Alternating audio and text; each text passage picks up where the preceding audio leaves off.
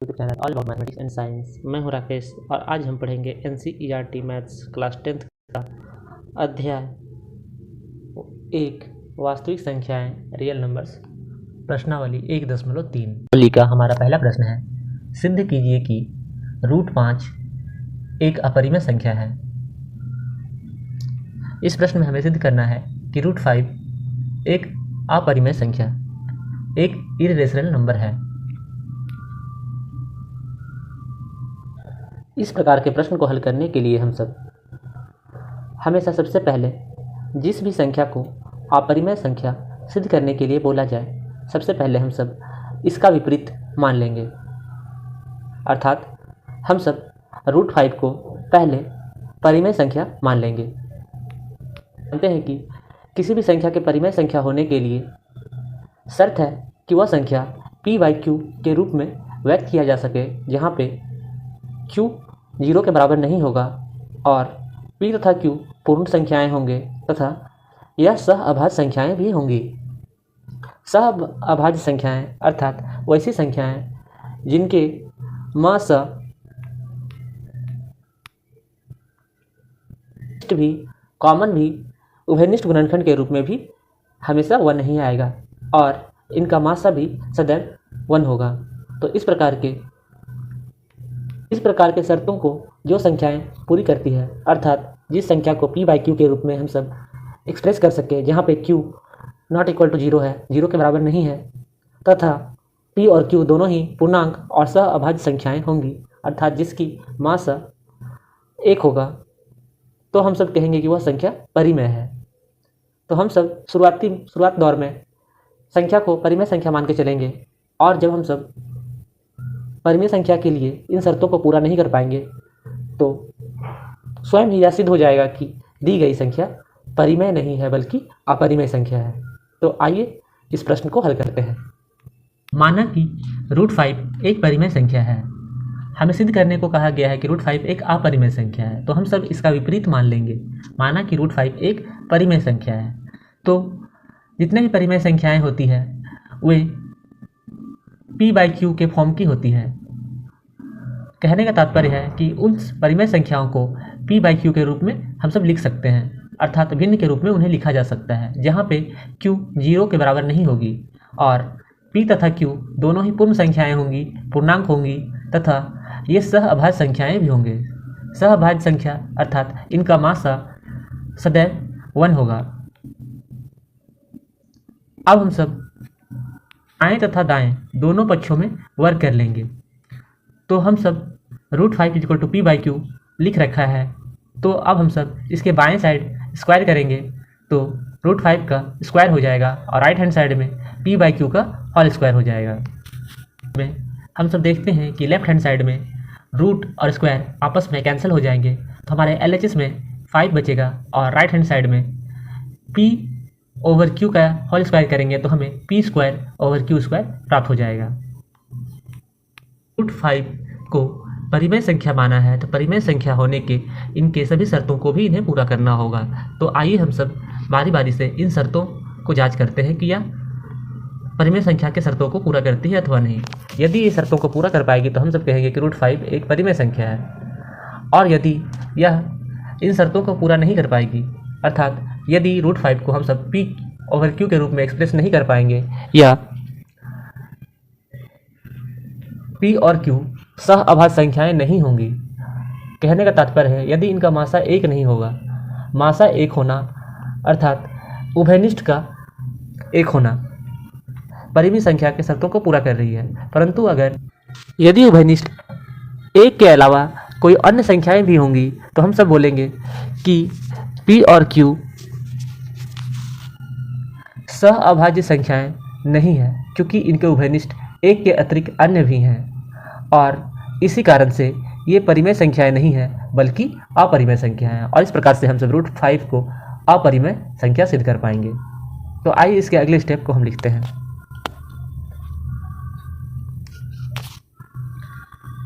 अगले स्टेप में हम सब क्रॉस मल्टीप्लिकेशन कर देंगे। यह हम सब लेफ्ट हैंड साइड के 5 को राइट हैंड साइड के डिनोमिनेटर से एक्सचेंज कर लेंगे, तो हमें अगला स्टेप प्राप्त होगा। Q square is equal to p square over 5। इसे हम सब इक्वेशन फर्स्ट मान लेंगे। तो समीकरण फर्स्ट से हम सब देखते हैं कि पी स्क्वायर संख्या 5 से विभाजित होती है। पी स्क्वायर संख्या 5 से विभाजित होती है तभी तो हमें क्यू स्क्वायर प्राप्त होता है। तो यहाँ समीकरण फर्स्ट से स्पष्ट है कि पी स्क्वायर संख्या 5 से विभाजित होती है। अब हम जानते हैं कि किसी भी संख्या का स्क्वायर अगर किसी संख्या से विभाजित होता है तो वह संख्या भी उस संख्या से विभाजित होगी। इसे अच्छे समझने के लिए हम सब एक एग्जांपल लेते हैं। 16। तो हम सब देखते हैं कि 16 4 से डिविजिबल है, 4 भी 4 से डिविजिबल होगा। तो यहाँ हमने देखा कि 16 अर्थात 4 का स्क्वायर 4 से डिविजिबल है। तो 4 भी 4 से डिविजिबल है। अतः हम कह सकते हैं कि यदि पी स्क्वायर संख्या 5 से विभाजित होती है, इसलिए संख्या पी भी संख्या 5 से विभाजित होगी। समीकरण 1 से हमने पाया कि संख्या पी सहअभाज्य संख्याएं नहीं है। इसके अलावा हम सब कि क्या क्यू स्क्वायर या क्यू भी सहअभाज्य संख्या है अथवा नहीं। तो आइए इसके आगे हम सब हल करते हैं। देखा कि यदि पी स्क्वायर 5 से विभाजित है तो पी भी 5 से विभाजित होगा। तो हमने मान लिया कि p ओवर 5, यदि हम सब 5 से p को विभाजित करते हैं तो हमें भागफल r प्राप्त होता है। तो हम सब p ओवर 5 को r के इक्वल मान लेंगे। यहाँ r एक पूर्ण संख्या है। इसे हम सब p is equal to 5 times r अर्थात p is equal to 5r भी लिख सकते हैं। इसे हम सब इक्वेशन 2 या 2a मान लेंगे। इक्वेशन 2a अर्थात p का मान p is equal to 5r को इक्वेशन फर्स्ट में p स्क्वायर के स्थान पे रख देंगे। तो हमें p का मान p स्क्वायर के स्थान पे रखने पे p स्क्वायर के स्थान पे 5r का होल स्क्वायर हो जाएगा। तो आइए हम सब इसे आगे बनाते हैं। समीकरण 2 का मान समीकरण 1 में रखने पे समीकरण 2 से हमने p का मान 5r को समीकरण 1 में p स्क्वायर के स्थान पे रखा है। तो समीकरण 1 है q square equal to p square over 5। तो यहाँ पे हम सब समीकरण 1 में क्यू स्क्वायर को लेफ्ट हैंड साइड में रहने देंगे और राइट हैंड साइड में पी स्क्वायर के स्थान पे p की वैल्यू 5r लिखेंगे, जिससे हमारा P square equal to 5r का होल स्क्वायर हो जाएगा और डिनोमिनेटर में हम सब 5 का 5 क्यू ही उतार देंगे। अब इसे आगे हल करेंगे तो हम पाते हैं कि हम सब लेफ्ट हैंड साइड में क्यू स्क्वायर यू ही उतार देंगे और राइट हैंड साइड में 5r का होल स्क्वायर को हम सब 5 5 या 25 और r स्क्वायर लिख देंगे। तो हमें 5r का होल स्क्वायर 25r स्क्वायर के बराबर हो जाएगा और डिनोमिनेटर में 5 यू ही उतार देंगे। अब हम सब राइट हैंड साइड में देखते हैं कि 5 से 25 डिविजिबल है, 5 5 25, तो हम सब इसे कटा लेंगे। तो इस प्रकार से हमें अगला step q square equal to 5r square प्राप्त हो जाएगा। अब हम सब राइट हैंड साइड में r स्क्वायर को रहने देंगे और 5 को लेफ्ट हैंड साइड में भेज देंगे। तो चूंकि यह यहाँ मल्टीप्लाई के रूप में है 5, तो लेफ्ट हैंड साइड जाने के बाद यह क्यू स्क्वायर के डिनोमिनेटर के रूप में चला जाएगा अर्थात डिवाइड में चला जाएगा और हमें r स्क्वायर की वैल्यू क्यू स्क्वायर ओवर 5 प्राप्त होगा। या यूँ कहें क्यू स्क्वायर को 5 से डिवाइड करने पे हमें r स्क्वायर प्राप्त होता है। इसे हम सब इक्वेशन 3 मान लेंगे। इक्वेशन 3 या समीकरण 3 से हम पाते हैं कि क्यू स्क्वायर संख्या 5 से विभाजित है, क्यू स्क्वायर 5 से विभाजित होती है। तो यदि क्यू स्क्वायर 5 से विभाजित होती है तो संख्या क्यू भी 5 से विभाजित होगी। तो इससे पहले हमने देखा था कि p संख्या 5 से विभाजित है और यहाँ पे हमने देखा कि q भी संख्या 5 से विभाजित है। तो हम सब यहाँ से स्पष्ट रूप से समझ पाते हैं कि संख्या 5 से दोनों ही संख्या p और q दोनों ही विभाजित होती है, अर्थात संख्या 5 भी p और q दोनों में उभयनिष्ठ है। तो इस प्रकार से हमने देखा कि p और q सहअभाज्य संख्याएं नहीं हैं, क्योंकि इनमें उभयनिष्ठ 1 के अतिरिक्त अन्य संख्या 5 भी आ रही है। चूँकि p तथा q दोनों ही 5 से विभाजित होती है, इसलिए ये सहअभाज्य संख्याएं नहीं है। p और q सहअभाज्य संख्याएं नहीं है, जिस कारण से यह परिमेय संख्या होने के शर्तों को पूरा नहीं कर पाती है कि p तथा q p/q सहअभाज्य संख्याएं होंगी। निष्कर्ष यह है कि √5 एक परिमेय संख्या नहीं है। अतः जब √5 एक परिमेय संख्या नहीं होगी तो यह एक अपरिमेय संख्या है। अतः हमने सिद्ध कर लिया है कि √5 एक अपरिमेय संख्या है।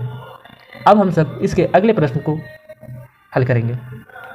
सिद्ध कीजिए कि 3 + 2√5 एक अपरिमेय संख्या है। हमें इस प्रश्न में सिद्ध करना है कि 3 + 2√5 एक अपरिमेय संख्या है। तो जिस प्रकार से हमने इसके पहले प्रश्न को हल किया था कि √5 एक अपरिमेय संख्या सिद्ध करना है, तो हमें इसका विपरीत पहले परिमेय संख्या मानना होगा। और यदि ये परिमेय संख्या के शर्तों पे बल्कि एक अपरिमेय संख्या है, तो आइए इसी विधि का प्रयोग करके हम सब प्रश्नावली 1.3 के दूसरे प्रश्न को हल करते हैं। इस प्रश्न में हमें 3 + 2√5 को अपरिमेय संख्या सिद्ध करना है। तो सबसे पहले हम सब इसका विपरीत मान लेंगे। माना कि 3 + 2√5 एक परिमेय संख्या है। परिमेय संख्या अर्थात रैशनल नंबर्स। तो रैशनल नंबर्स को हम सब p/q के रूप में एक्सप्रेस कर सकते हैं, जहाँ पे q 0 के बराबर नहीं होगी तथा p और q पूर्ण संख्याएं होंगी और ये सहअभाज्य संख्याएं भी होंगी। सहअभाज्य संख्या का तात्पर्य है कि जिनका कोई भी उभयनिष्ठ एक के अलावा नहीं होता है और इनका महत्तम सदैव एक होता है। तो इसे सिद्ध करने के लिए हमने 3 + 2√5 को एक परिमेय संख्या मान लिया है। तो शर्त के मुताबिक यदि 3 + 2√5 एक परिमेय संख्या है, तो यह 3 + 2√5 p/q के रूप की हो जाएगी, जहाँ पे q 0 के इक्वल नहीं है तथा p और q सहअभाज्य संख्याएं हैं। अब हम इसके अगले स्टेप को हल करेंगे। रूट वाले टर्म को लेफ्ट हैंड साइड में ही रहने देंगे और इसके अलावा बाकी टर्म को राइट हैंड साइड में शिफ्ट कर लेंगे। तो हम सब पाते हैं कि हो जाएगा और लेफ्ट हैंड साइड में 2√5 रहेगा। इस प्रकार से हमारा अगला स्टेप 2√5 = p/q - 3 मिलेगा। अब हम सब p/q और -3 इसका हम सब सॉल्व करेंगे फ्रैक्शनल सब्ट्रैक्शन की तरह। तो हमें अगला स्टेप p - 3q/q प्राप्त हो जाएगा और लेफ्ट हैंड साइड में 2√5 ये भी उतार देंगे। अब हम सब अगले स्टेप में सिर्फ रूट वाले टर्म को अर्थात √5 को लेफ्ट हैंड साइड में रहने देंगे और 2 को, जो कि लेफ्ट हैंड साइड मल्टीप्लाई के रूप में है, इसे राइट हैंड साइड भेज देंगे तो यह डिवाइड के रूप में चला जाएगा और हमें अगला स्टेप √5 = p - 3q/2q प्राप्त हो जाएगा। यहाँ पे p तथा q पूर्ण संख्याएं हैं, इसलिए ये परिमेय संख्याएं हैं। क्योंकि राइट हैंड साइड में p तथा q दोनों ही पूर्ण संख्याएं हैं, पूर्णांक है, इसलिए ये परिमेय संख्याएं भी होंगी। हम जानते हैं कि जितने भी पूर्ण संख्याएं होती है वे परिमेय संख्याएं भी होती है, इसलिए p तथा q पूर्ण संख्याएं हैं, पूर्णांक है, इसलिए ये complete term RHS right hand side वाली टोटल टर्म दाहिना पक्ष ही परिमेय संख्या हो जाएगा। p - 3q/2q भी एक परिमेय संख्या है। इस प्रकार से हमारा दाहिना पक्ष परिमेय संख्या है। तो इससे सिद्ध होता है कि हमारा बायां पक्ष भी परिमेय संख्या ही होगा। परिमेय संख्या ही परिमेय संख्या के इक्वल होती है, परिमेय संख्या अपरिमेय संख्या के इक्वल नहीं हो सकती। तो जब हमारा राइट हैंड साइड परिमेय संख्या है तो हमारे लेफ्ट हैंड साइड भी अवश्य परिमेय संख्या ही होनी चाहिए। परंतु हम जानते हैं कि हमारे लेफ्ट हैंड साइड में √5 है और √5 एक अपरिमेय संख्या है। तो हमने देखा कि p तथा q अगर पूर्ण संख्याएं हैं तो ये परिमेय संख्याएं हैं, इसलिए p - 3q/2q भी एक परिमेय संख्या होगी। चूँकि राइट हैंड साइड में p - 3q/2q एक परिमेय संख्या है, इसलिए लेफ्ट हैंड साइड में √5 भी एक परिमेय संख्या है। परंतु हमने पाया कि लेफ्ट हैंड साइड में √5 एक अपरिमेय संख्या है। तो हमने यहाँ निष्कर्ष पाया कि एक परिमेय संख्या एक अपरिमेय संख्या के बराबर नहीं हो सकती, अर्थात LHS इक्वल टू RHS यहाँ पे नहीं है। तो हमें यह विरोधाभास अपनी गलत कल्पना के कारण उत्पन्न हुआ है कि 3 + 2√5 एक परिमेय संख्या है। हम निष्कर्ष निकालते हैं कि 3 + 2√5 एक परिमेय संख्या नहीं है, बल्कि यह एक अपरिमेय संख्या है। तो इस प्रकार से हमने सिद्ध कर लिया कि 3 + 2√5 एक अपरिमेय संख्या है। अब हम सब इस प्रश्नावली के अगले प्रश्न संख्या 3 को हल करेंगे। प्रश्नावली का प्रश्न संख्या 3 है, सिद्ध कीजिए कि निम्नलिखित संख्याएं अपरिमेय संख्याएं हैं। इस प्रश्न में हमें 3 प्रश्न दिए गए हैं। 3 का पहला है 1/√2 और दूसरा है 7/√5, 7√5 और तीसरा है 6 + √2। तो आइए हम सब इसके पहले प्रश्न 1/√2 को हल करते हैं। तो यदि हम सब 1/√2 को एक अपरिमेय संख्या सिद्ध करना चाहते हैं तो इसके विपरीत हम सब इसे 1/√2 को पहले परिमेय संख्या मान लेंगे। तो माना कि 1/√2 एक परिमेय संख्या है, तो अवश्य ही यह 1/√2 P/Q के रूप की होगी, जहाँ पे Q 0 के बराबर नहीं है तथा P और Q पूर्णांक और सहअभाज्य संख्याएं भी हैं। अब हम सब आगे हल करेंगे। तो हमने पहले 1/2 को P/Q के रूप में लिखा है, क्योंकि ये हमने परिमेय संख्या इन्हें माना है। अब हम सब इसे आगे हल करने के लिए दोनों पक्षों के न्यूमरेटर और डिनोमिनेटर अर्थात अंश और हर दोनों को एक साथ पलट देंगे। तो हमारा 1/√2 √2/1 अर्थात √2 में बदल जाएगा और P/Q Q/P में बदल जाएगा। तो इस प्रकार से हमारा अगला स्टेप √2 = Q/P हो जाएगा। राइट हैंड साइड में P तथा Q पूर्ण संख्याएं हैं, इसलिए यह परिमेय संख्या है। क्योंकि हमने पहले ही मान चुका है कि यह परिमेय संख्या है जहाँ पे P तथा Q पूर्ण संख्याएं हैं, तो हमारे राइट हैंड साइड में P तथा Q पूर्ण संख्याएं हैं, इसलिए ये परिमेय संख्याएं होंगी और इसलिए Q/P अर्थात राइट हैंड साइड Q/P भी एक परिमेय संख्या है। क्योंकि Q/P एक परिमेय संख्या है, इसलिए √2 भी एक परिमेय संख्या है, क्योंकि राइट हैंड साइड और लेफ्ट हैंड साइड बराबर होते हैं। परंतु हम जानते हैं कि √2 एक अपरिमेय संख्या है जो कि हमारे लेफ्ट हैंड साइड पे है। तो हम देखते हैं कि हमारे लेफ्ट हैंड साइड में √2 है जो कि एक अपरिमेय संख्या है, और राइट हैंड साइड में हमारा P/Q है, Q/P है जो कि एक परिमेय संख्या है। तो एक परिमेय संख्या एक अपरिमेय संख्या के बराबर नहीं हो सकती। यहाँ हमें LHS = RHS प्राप्त नहीं होता है, LHS ≠ RHS है। तो हमें यह विरोधाभास अपनी गलत कल्पना के कारण प्राप्त हुआ है, जो कि हमने 1/√2 को एक परिमेय संख्या माना था। अतः हम निष्कर्ष निकालते हैं कि 1/√2 एक परिमेय संख्या नहीं है, बल्कि यह एक अपरिमेय संख्या है। अतः इस प्रकार से हमने 1/√2 को एक अपरिमेय संख्या सिद्ध किया है। अब हम सब तीसरे के दूसरे प्रश्न को हल करेंगे। हमारा तीसरे का दूसरा प्रश्न है 7√5।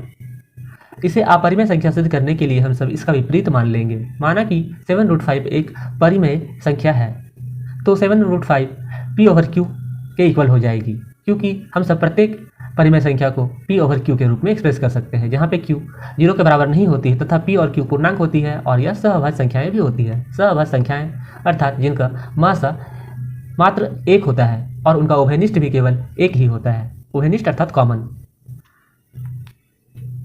पहले स्टेप में 7√5 को P/Q के इक्वल कर लिया है। अब हम सब दूसरे स्टेप में √5 को लेफ्ट हैंड साइड में रहने देंगे और लेफ्ट हैंड साइड से 7 को, जो कि मल्टीप्लाई के रूप में है, राइट हैंड साइड में भेज देंगे, तो यह डिवाइड के रूप में चला जाएगा और हमें अगला स्टेप √5 = P/7 टाइम्स Q प्राप्त हो जाएगा। तो हमारा अगला स्टेप है √5 = P/7Q। साइड में देखते हैं कि P तथा Q पूर्ण संख्याएं हैं, इसलिए ये परिमेय संख्या है, और P और Q दोनों ही परिमेय संख्या है, तो P/7Q p/7q भी एक परिमेय संख्या है। चूंकि p/7q एक परिमेय संख्या है, इसलिए √5 भी एक परिमेय संख्या है, क्योंकि LHS और RHS बराबर होते हैं। परंतु हम जानते हैं कि √5 एक अपरिमेय संख्या है। यहाँ पे एक विरोधाभास उत्पन्न होता है कि हमारा LHS और RHS बराबर नहीं है, यह परिमेय संख्या और अपरिमेय संख्या बराबर नहीं हो सकती। तो हमें यह विरोधाभास अपनी गलत कल्पना के कारण उत्पन्न हुआ है, जो कि हमने 7√5 को एक परिमेय संख्या मान रखा था। अतः हम निष्कर्ष निकालते हैं कि 7√5 एक परिमेय संख्या नहीं है, बल्कि यह एक अपरिमेय संख्या है। अब हम इसके तीसरे प्रश्न को हल करेंगे। तो हमारा तीसरा प्रश्न है 6 + √2। इसे हमें अपरिमेय सिद्ध करना है। तो इसके लिए हम सबसे पहले इसे एक परिमेय संख्या मान लेंगे। माना कि 6 + √2 एक परिमेय संख्या है। तो जब यह परिमेय संख्या होगी तो हम सब इसे p/q के रूप में लिख पाएंगे। तो 6 + √2 = p/q हम सब लिख देंगे पहले स्टेप में, जहाँ पे q 0 के बराबर नहीं है तथा p और q पूर्ण संख्याएं हैं और यह सहभाज्य संख्याएं भी हैं।